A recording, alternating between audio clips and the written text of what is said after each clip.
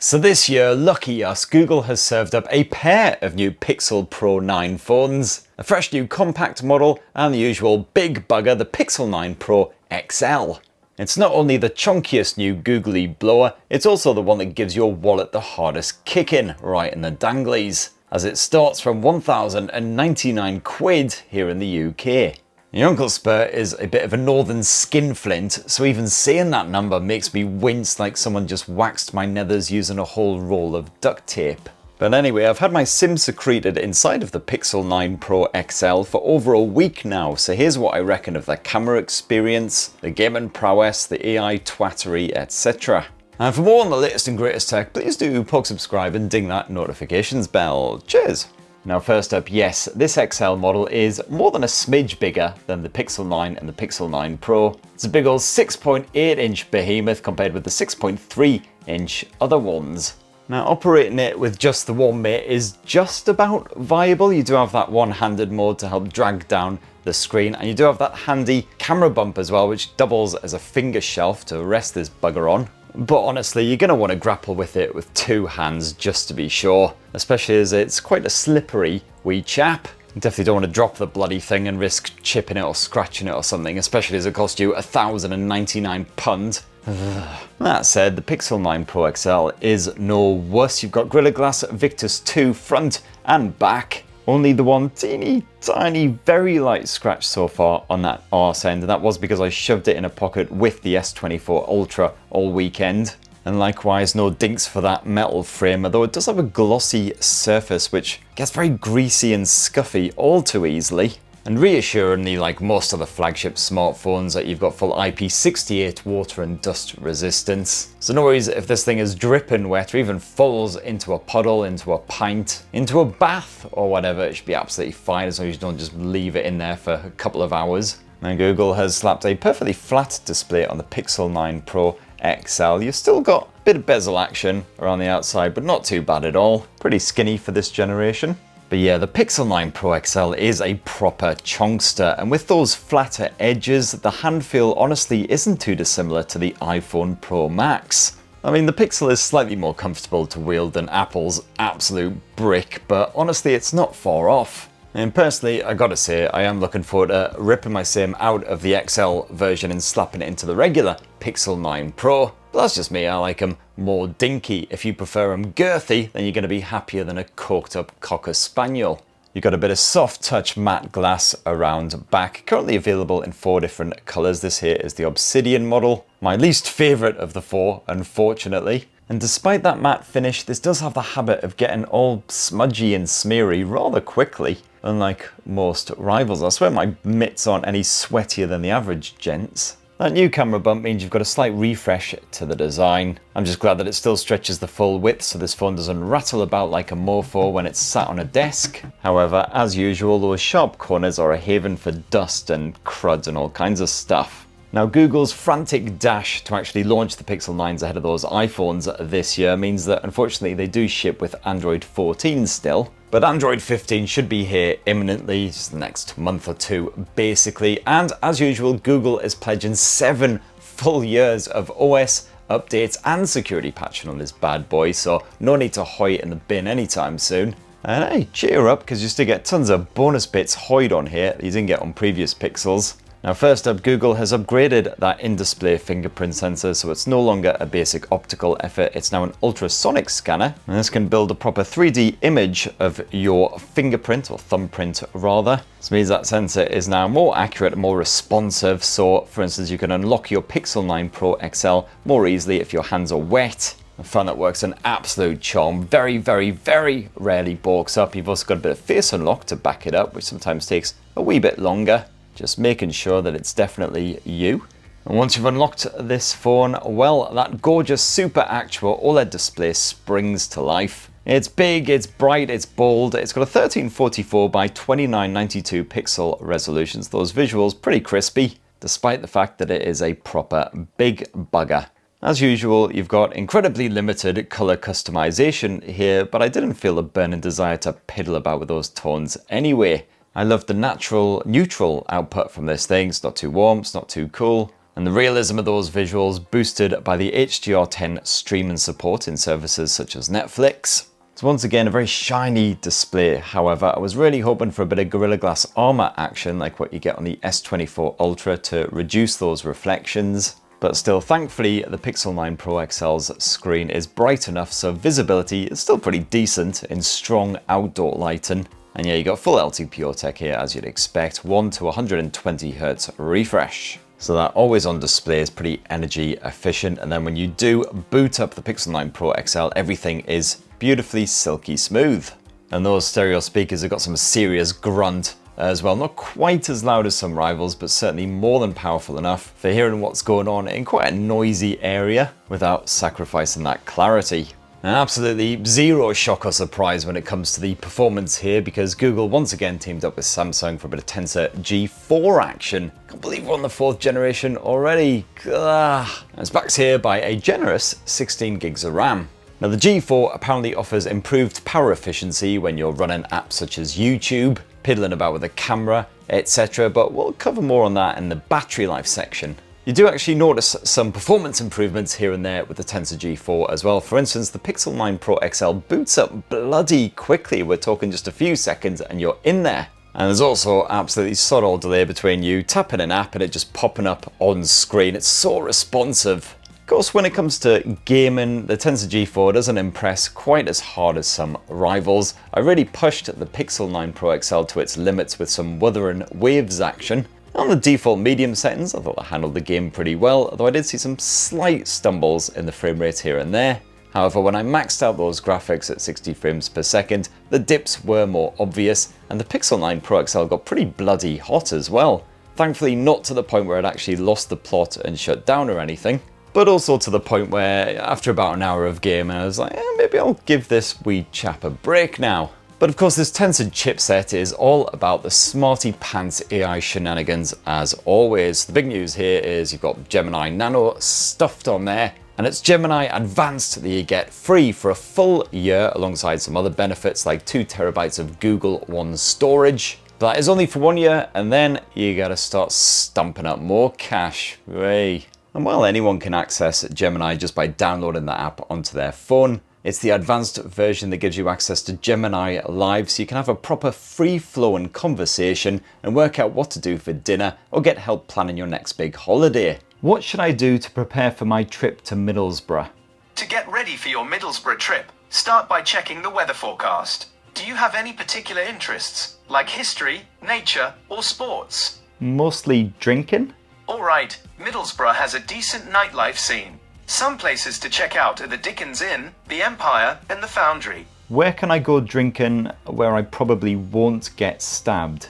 Middlesbrough can be a bit rough, so let's find some safer options. I've got to say I was pretty skeptical at first, as I usually am with anything AI based, but once I actually tested out and tried Gemini Live, I really liked it. I've started actually using it. And this is coming from someone who absolutely avoided using the Google Assistant as much as humanly possible. I mean, frankly, I just found it about as helpful as a rock with a smiley face painted on it. In fact, the rock with the face would be more helpful because at least I could use that to dash my own brains in when I got fed up with the bloody Google Assistant. The only problem now is what happens when those 12 months are up, because remember, Northern Skinflint, I'm not going to pay for Gemini Advanced, so I'm just going to have to learn how to live without it again, I guess. Now, Pixel Screenshots is another time-saving wonder if you take a lot of screen captures to try and remember upcoming events, stuff that you want to buy, yada yada. So it's absolutely ideal if you end up with dozens and dozens of these shots. You don't have to go rifling through them all to find specific information. You just ask a question like, when does the frame-by-frame event at the BFI run from? And boom, there we go, August the 12th until the 1st of October, exactly right. Although, you know, didn't mention that it does not include the 20th of August, so minus points there. Now, in my testing, this hasn't been infallible. Sometimes it takes a couple of goes to actually find the information you want, but even that is far superior to rifling through months worth of shite. And screenshots can also pull out any text, which you can then copy and paste into any other app. Huzzah! And then there's Pixel Studio, which can create pictures of whatever you want. That is, unless what you want is a picture of Andrew Tate having all of his pubes pulled out one by one before having the whole lot force-fed back to him in a baguette. Oh yes, apparently that is inappropriate, very much like Mr. Tate himself. And yeah, Pixel Studio can't do humans yet anyway, so you know, it's an amusing enough diversion for a bit, but this one I just didn't bother with again after day one. And if you happen to live in the States, well, you get the Satellite SOS feature stuffed in your Pixel 9 Pro XL as well, which I believe is free for the first 2 years. Very generous, Google. I'm stuck in Blighty, so no chance whatsoever of testing that out, but frankly, most days I don't wander any further than the local odd bins, so I don't really think it's a feature for me anyway. And the other big new AI tools are mostly camera related, so I'll bang on about those later in this review. So yeah, stay tuned kiddies, don't click on that other video there, that MKBHD one you've been eyeing up. Yeah, it'll probably look all nice and include some more intelligent analysis, but will it have a foul-mouthed talking sock in it? No, not f***ing likely!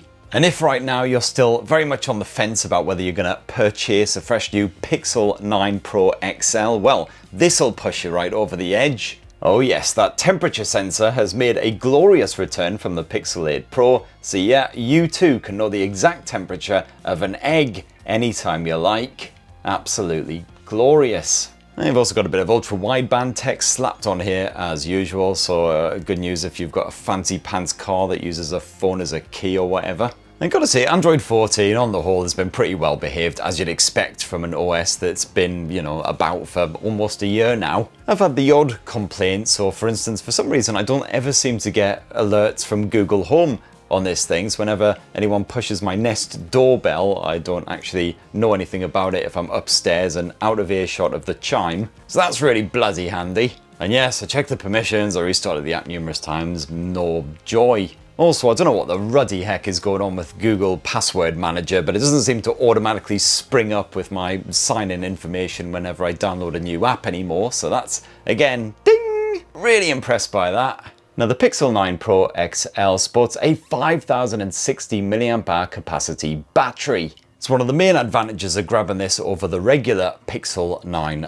Pro. Between the generous size of the battery and the generally energy efficient nature of not only Android but also that Tensor G4 chipset, the battery life here is frankly f***ing great. Seriously, I never hit that 50% battery mark before late afternoon at the very earliest. It was usually early evening, and that's with a lot of screen on time, plenty of camera play, a bit of video streaming, plenty of audio streaming when the phone was hibernating. So I typically enjoyed about 9 full hours of screen on action from the Pixel 9 Pro XL before it finally ran out of charge. And that never happened in a single day for me, I'm not that much of a machine. So yeah, you can absolutely keep on going for a full weekend with a single charge of this thing if you're a bit more reserved. Obviously, when it comes to recharging, of course, Pixel not quite as quick as pretty much any other flagship out there, barring of course the iPhone. Got 37 watt wired charging, so charging this thing up from empty does take over an hour, but you know, I usually just bung in a cable at night when I'm about to plonk down onto my pillow. And you got that adaptive charging, so you know it's going to trickle charge up until a point where you're just about to spring out of bed, absolutely ecstatic at the thought of a fresh new day. You don't have to worry about balking the battery health in the long term. You've also got Qi wireless charging on there, not Qi 2 for some reason, even though it's available on the much cheaper HMD Skyline. But yeah, so kiddies, it's the final waltz for this Pixel 9 Pro XL review, and of course we're going to have a squint at the camera tech. And what you have here is a 50 meg Octa-PD sensor backed by a 48 meg ultra wide angle shooter and a 48 meg quad PD telephoto snapper with 5x optical zoom. Now, if you're a Pixel fan, you may have noticed that sounds awfully familiar. That's basically because it's pretty much the same bloody specs as the Pixel 8 Pro last year. Google's camera app also hasn't changed up too much compared with last year, and that's absolutely fine by me because it's pretty easy to get around, easy to navigate. Do have a couple of new features chucked in there now, but more on those in a bit. You've still got those Pro controls hoid in here as well, so you can shoot at the maximum resolution. You can also get a bit of raw image capture on the go if you want to edit on the fly. There's no proper Pro mode like what you get out on a lot of other phones, but that's not what Pixels are all about. They're about point and shoot ease, with Google's process and taken control to automatically tweak your pics and make them look as trouser tent pitching as possible. You don't really need a brain, you just need hands. And once again, the Pixel 9 Pro XL does not disappoint. Ridiculous contrast isn't a problem, nor is poor lighting in general. This phone can capture natural looking pictures packed with detail, as well as realistic tones and textures. I did see a wee bit of lens flaring on occasion, so the Pixel isn't infallible, while any motion in low light will result in blurry photos that no smarty bollocks AI editing tools can ever properly sort out. But for your family pics, including portraits, it is a proper cracker. As for that 48 meg ultra wide angle shooter, well again this handles tricky lighting without too much fuss, and the autofocus does mean you can use it for macro shooting too if that's right up your alleyway. I didn't use that too often, but I did really like the 48 meg telephoto shooter. This may max out at 30 times zoom, but the AI sharpening works well, so you can usually get usable pics up to almost that level, while some space zoomy rivals start falling apart long before they even hit 30 times. It's really good for getting nice natural looking shots of your pets, your kids, whatever. And yes, Google has done a bit of tinkering here and there as well, so for instance you've got that fresh new Add Me feature. It's a great way of getting a complete group shot. Basically, you take the shot and then you hand off the phone to someone who was already in the photo, and Google's AR Smart guides the next photographer to take a snap from the exact same perspective, so you can be added into that original shot. No more awkwardly asking a complete stranger to take your family photo for you, and then acting all delighted when actually they've just somehow managed to take a shot of their own chin. Just be careful to leave a proper gap or you'll end up joined together with your mates or family members like some kind of horrific thing monster. I really like the new auto frame feature in the Magic Editor as well. This can reframe a shot after it's taken. You get mixed results when it tries to pull back and add in extra artificial detail around the edges. Can occasionally end up a bit janky, but more often than not it's impressively good. And of course the Magic Editor can still be used to move or resize subjects. And you got basically all the same tools as previous Pixels, so plenty to bugger about with. As for the video chops, well, as you can see here, you can once again shoot Ultra HD 4K footage at either 30 or 60 frames per second. But you also now have an 8K option, which uses the video boost feature, so you'll have to wait for the video to be uploaded to the cloud and then processed by Google to actually hit that 8K resolution, which does take quite a while. But once again, I shot most of my test footage at that 4K resolution and was very happy with the results. You got excellent image stabilization, so moving and shooting at the same time, absolutely fine. The camera can once again handle tricky contrast and low light situations. You do get a bit of noise when the lights are low, but with the video boost feature, as long as you're patient enough to hang on a good hour or two for the processing to go through, you'll end up with nice, bright, pretty crisp results. But the Pixel could use a bit of Sony style eye autofocus because occasionally it struggled to lock onto my subject. Audio capture is perfectly strong at all times as well. The Pixel 9 Pro XL is certainly not bothered by lots of wind noise. It can generally temper down any background bollockry. But then as usual, you've got that audio eraser feature, so you can edit the video to help remove any background chicanery, including any wind noise that has actually crept in there, any other background speech, etc. And soon the Pixel 9 Pro phones will boast a bit of super res zoom video action as well for nice crisp results even when you're zooming in quite far with that telephoto lens. And last up with these Pro phones, you've got a 42 megapixel selfie shooter now, and it's a proper ultra wide affair as well, so you can fit lots of heads into that frame. I actually quite liked the selfies on here for a change. It actually makes me look like a person rather than a melanin deficient cave beast, just by slightly boosting my skin tone. I could also cope absolutely fine with strong backlighting, etc., though sometimes those low light shots are a bit grainy and poo. And the Pixel 9 Pro XL can capture some respectable looking 4K footage using that selfie cam as well, again up to 60 frames per second. Stabilization not quite as good as with that rear camera, of course. You'll have to keep your hand fairly steady, but the audio pickup great as always. And I found that once again my skin tone seems to be a little bit boosted, so I'm looking a bit more tanned than I am in real life, sadly. And if you're intrigued by the Pixel 9 Pro XL's camera tech, you want to see how it compares with one of the other best blowers out there for photography, the Samsung Galaxy S24 Ultra. Well, I've done a full side-by-side comparison of the two, and that is live right now, or it should be in the next sort of 20 or 30 minutes, depending on how fast you clicked on this bad boy. And there you have it, my lovelies. That in a nutshell is what I reckon of Google's Pixel 9 Pro XL after using it as my full-time smartphone for over a week. And I really liked it. It's big, it's really big.